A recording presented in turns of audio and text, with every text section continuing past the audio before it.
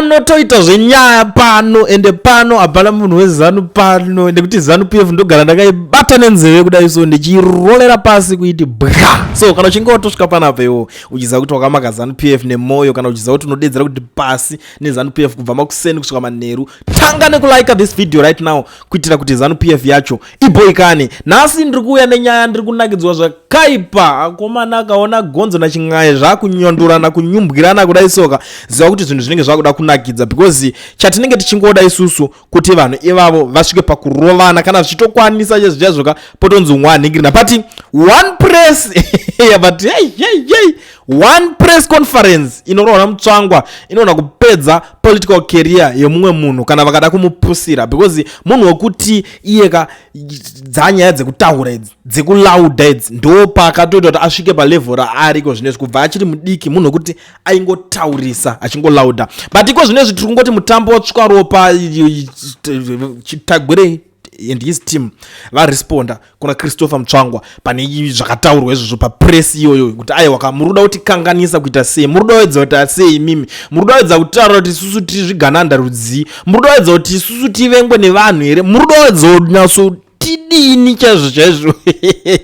I'm so excited muri Zimbabwe kuti ndione zvakadai so, because I never imagined kuti tichasvika paweek neri richatanga richinakidza kudai so, because changozoti maweeks ese aringotanga zvinhu zvakangodhakwa but iyi fight iyi kai yandisvitsa pamwe pakuti yandiita ball, to be very honest with you. Kutaura kuti Tagwirei vari kumukanda pasi pebridge ipapo ari kunosangana nemanchuzu chaiwo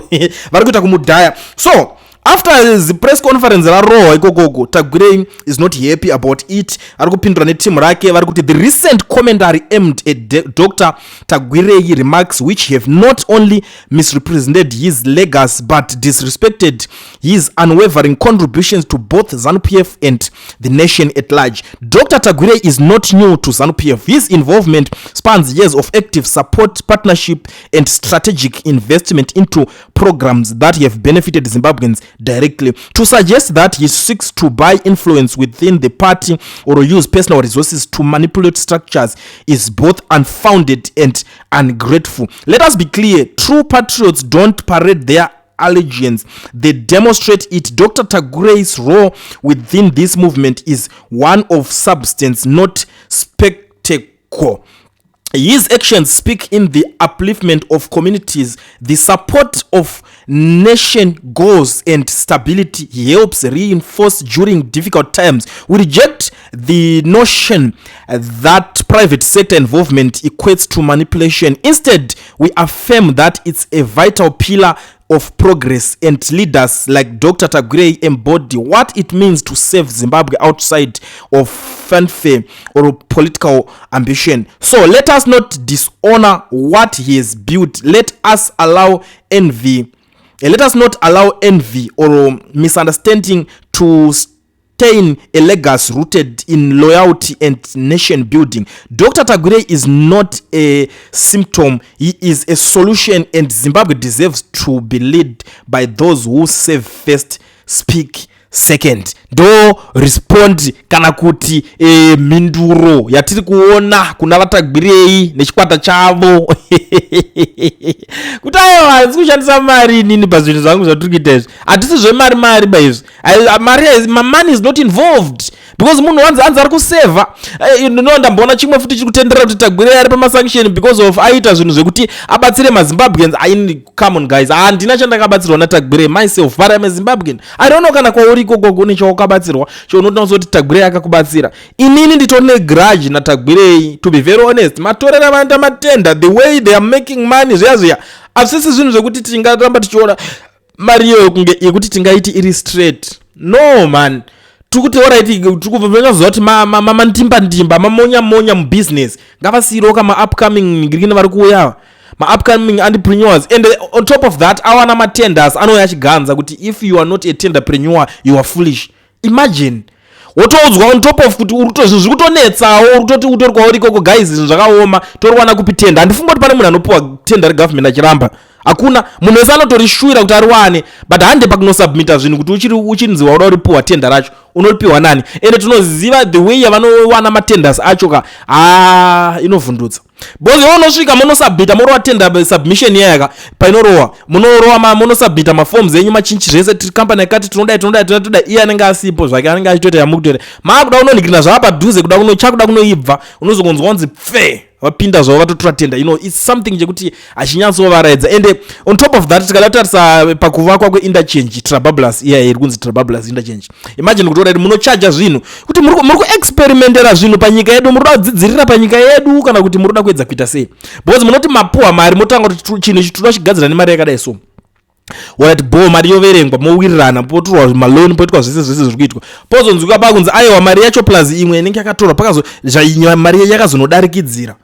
saka kuti mamwe matenda asekunzi iwo wapuwa tenda unofanira kunyatsoziva kuti kana 10 km dzeroad ndikutogadzira mari yakadai so kana iri nyaya dzekuti interchange unofanira kuva neexperience kuti aiwa kuti interchange iyi inge ichinzi yagadzirwa yapera inoda mari yakadai so because it's something chekuti chinofanira kunge chirimo ende paunochaja I understand unotonga kwatochaja mari pane maextras unozoti anozongonyuka aya but iye vanouya vochaja vopedza vakurova vachiningirira hameno kana ndoskiri racho unozonzwa kunzi patrabablas paipe pakazowedzerwa imwe 26 million on top of that but iyoyo hayo haisiwe nyaya yekuti tingaswera tichitaura nezvayo nyaya hombe iripo ndeyekuti mastreets everybody vari kuindosa iye Tagwirei vachanga vachimubiga zvisingati kuti Tagwirei ari kuzodai Tagwirei ari kutigonera because unoziva chavanenge vachida vari kumugonera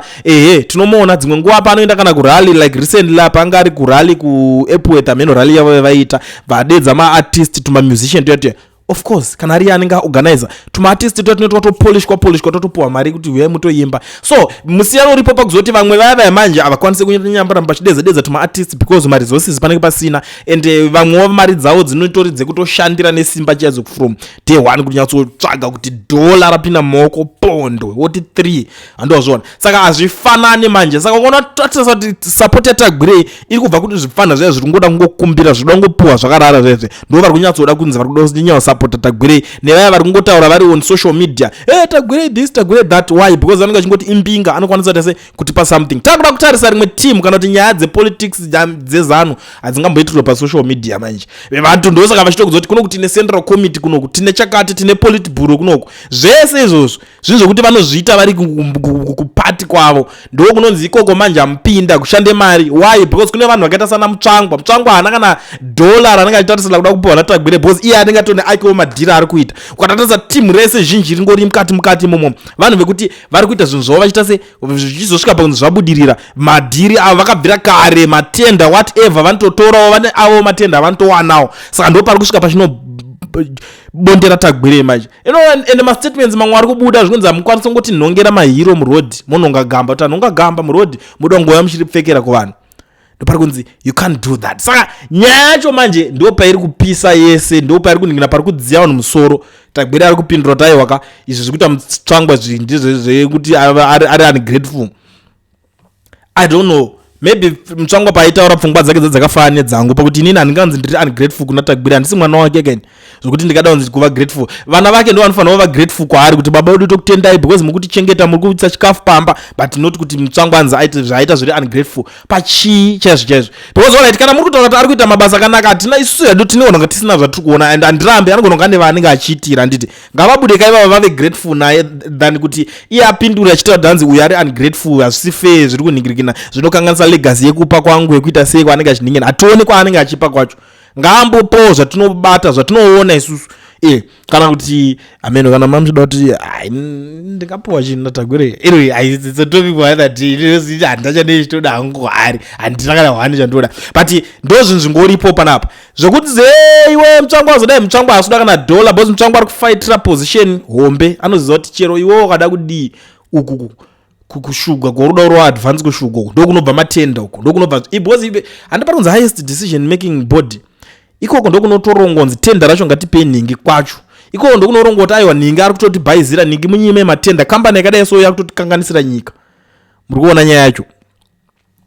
but I'm glad and I'm so happy kuti vari kunetsana kudai so munguva yedu in our time so before I disappear before I waste much of your time muri Zimbabwe vese vanhu vari muSouth Africa vanoda kuregisterwa company vavhurwa FNB business account zvaizi bata education research yaOwen ndiye ega anokwanisa kuregistera company okuvhurira FNB business account uri kwauri ikoko haumbonide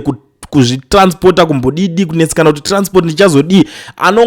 iwe unongomufonera ipapapa mototaurirana ndokudoti isenda chakati nechakati toni chakati wotoisenda pafoni pako ipapo obva atokuvhurira bank account. Aufambe company registration, aufambire, zvinobva zvasendwa futi back zvinosvika on your doorstep chako chete kuzongocollecta zvinhu zvako zvatosvika paground pauri papapa, and it's very cheap. He is affordable and reliable. Inini munoziva kuti handisimbise zvinhu zvakafa, saka contact Owen, mhanyai kwaOwen, munhu wese munosoroverwa maproblems madikidiki akadai so, akunoswera muchinetsekana nezvinhu zvidikidiki, musazotandawo kukuudzai.